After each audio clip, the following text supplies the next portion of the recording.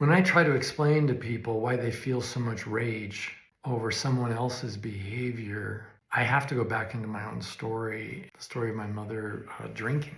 It was first so humiliating and so embarrassing because as a child, I was unable to differentiate between myself and members of my family. So if somebody in my family did something, that meant I owned that. That was a reflection on me. I wasn't yet a separate individual who could say, no, that's about my mom being a drunk, or that's about somebody else in the family doing something socially horrendous. So I'm feeling all this embarrassment. I'm feeling all this shame. My reaction eventually is, I can't stand this anymore. And then I start yelling. I raise my voice, or I do something else that's really morally unacceptable in itself. But as a child, my understanding and my options were so limited, I didn't know what else to do. I hope you can understand me when I say that. Maybe extend some compassion to me, because I know that all of us have those moments in life where we don't know what else to do,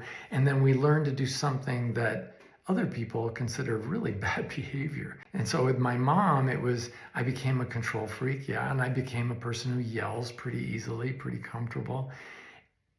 And that stayed with me for years and years afterwards.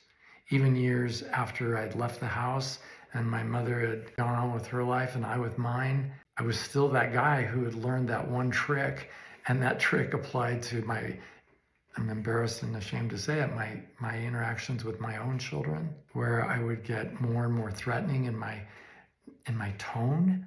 And we all know what those tones are like coming from an adult male father figure, right?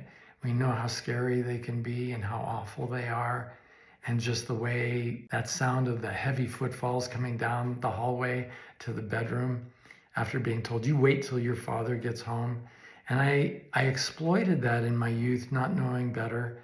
And it wasn't until I got some help from myself that I finally was able to grow beyond that and let go of that. So yeah, shame usually leads to rage, and rage leads to really bad behavior.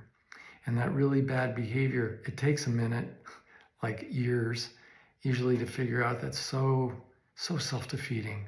It destroys everything we're trying to create in our lives. But we just don't know how to do any better until we do.